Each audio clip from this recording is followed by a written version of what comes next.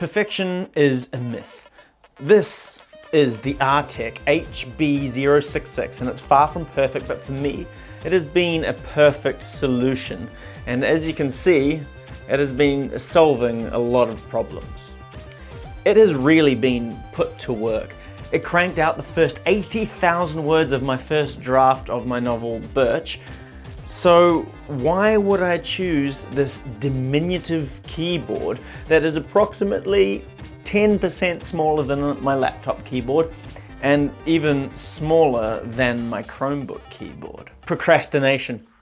It's a common detour on the road of the writer's journey. And some years ago, 2020 to be precise, I was down a rabbit hole of hardware solutions to my procrastination problem. In my mind, that usually involves putting up physical barriers. Phone stands, phone at an arm's length, and a keyboard. And that solution proves to make all the difference for me. So, of all the different portable keyboard solutions, why this one? Well, I was perusing Uncle Jeff's website, and the options were extensive. Fold, bifold, trifold, rollable, projector, split. Any solution that you can think of, someone has made it. So why, from all of the options, did I settle on this one? Well, quite simply, adaptation. The learning curve of the Artec HB066 I saw to be the most minimal. While it has one of the more complicated hinges from the selection, the complication means no variation in the key placement, like some of the others, which have sort of expanded keys and shrunken keys, and they're all a bit out of whack. So I was able to maintain the relatively traditional feel of a normal keyboard. And I mean this and this and this, just the thought of having to type on some of those makes me feel sick. But that doesn't mean that this thing is necessarily perfect. You know, it is cramped. It certainly does take some getting used to. Moving your fingers around a keyboard feels like rush hour on the tube in London. It's not what I call spacious, but it is tolerable and it is learnable. Also, the hinge design means that it isn't perfectly flat and it can sort of hyperextend a little bit. And weirdly, it actually seems to be flat sometimes and then sometimes it doesn't. And it doesn't always seem to open into place perfectly. Sometimes it gets a bit stuck. The hinge design also means that it's prone to getting all sorts of gunk and crap underneath these sort of hinge protectors. But then weirdly, it just sort of seems to fix itself. I don't know, maybe I've been lucky. But then other than that, the build quality feels kind of, well, these are plastic, it feels kind of plastic and rattly when closed. But when it's open and on a level surface, it does actually feel decently solid. That being said, by nature of its design, it's not great at being used on a lap. It can just sort of like fold up pretty easily. But if you're very careful and you'll go down that learning curve, it can be done. You see, the use case for this isn't sustained periods of typing, no, but I did actually type for hours on end with this thing. This is more for opportunistic typing. Those times where you think you see a gap and you think, oh yeah, I can squeeze a couple of hundred words in here and a couple of hundred there. But if you can do the miles on this thing, it will be with you the whole way. Well, so far, it hasn't broken yet. But perhaps the best use case is everything I've mentioned within the context of procrastination. It is hard to procrastinate with a keyboard, even if the keyboard is flawed. And it's not just what it is, but what it does that can make or break a good quality keyboard. It's got 3 hotkeys, so you can easily switch between devices. Also, some of the keyboard shortcuts actually work with my phone, which is actually the primary device I use this with.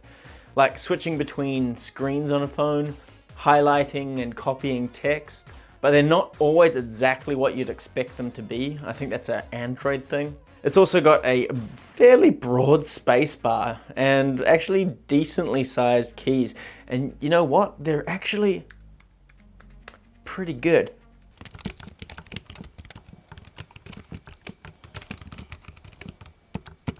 They feel clicky, but they don't sound overly clicky. They're not annoying.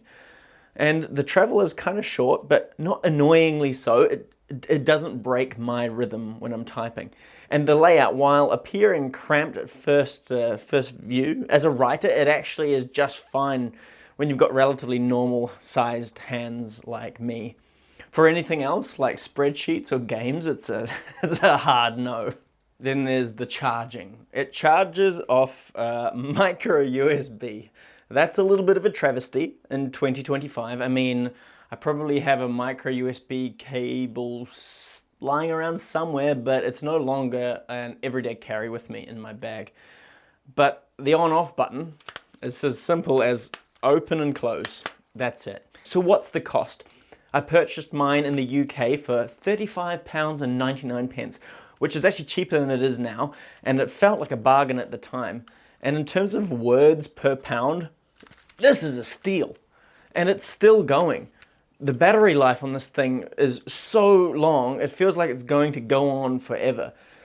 This one has actually been missing for the last 6 months. Where did it go? Well, I took it camping, and it somehow ended up putting it in a part of the car, in the boot, where the jumper leads go. 6 months later,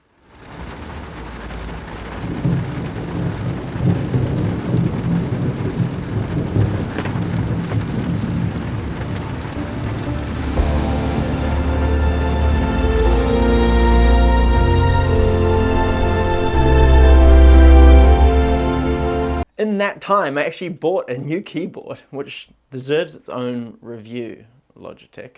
Now, inherently, it's just a keyboard. You know, we're not going to beat around the bush here. It doesn't really do anything well, great, but it is good enough in most things to be useful. The way it's going to benefit you as a writer is down to, I think, 3 things. Bluetooth pairing to a smartphone or a laptop, putting the device which has the distraction out of reach and minimizing distractions. The second is that it folds up to a really compact size, but has a fairly reasonable and tactile keyboard considering that size, and it fits into my pocket, which means I can sort of take it anywhere. And the third is really up to you. There are a couple of barriers to you getting things underway. Taking it out, opening it, opening up the document on your device, and then actually starting writing. The keyboard is the most unassuming part of that process. It's small enough and easy enough to be there when you need it, but can you make yourself use it? Well, that's entirely up to you. When it comes down to it, the Artec HB066 is a pretty solid little device. Despite all of the fairly inherent flaws in the design, it stood the test of time. It still works. For £35, I really did not expect this to last long, but it's still here. It's still as variably robust as I remember it. And now that I've moved on to the editing stage, I'm using this less. But at some point, I'm going to have to do a second draft. Well, once you see my editing process, you'll see why I need things like this. But all in all, for $35, this is a pretty damn good bargain. And I wouldn't necessarily actually consider any other keyboard, apart from the fact I was forced to, because these aren't available in New Zealand where I'm living. But I know it works. And everything else just looks so dodgy. And admittedly, this looked very dodgy when I bought it. You know, I'd never heard of Artec before. Who the hell has heard of Artec? And I took a risk. I took a gamble. But this was back when I was on a wage. So it's been pretty good. And weirdly, like, stuff does get under the keys, but like, my laptop, the H key, got some crap jammed under it within a month of me buying it. My Chromebook, the L key, is jammed up. I've also got a Logitech Pebble keys one, which is going to get its review. A couple of those keys have jammed up, but this thing, it just keeps going. I can safely say that I recommend this device. I don't think you're going to be wholeheartedly satisfied with the performance, but you can keep that in check when you bear in mind how much it costs and just how much sort of design has gone into this. I mean, it's ugly as sin, but it really, really does work quite nicely. But you can sort of see here, it doesn't. It's not always perfect. The hinge is a bit floppy, but I suppose there needs to be a bit of give.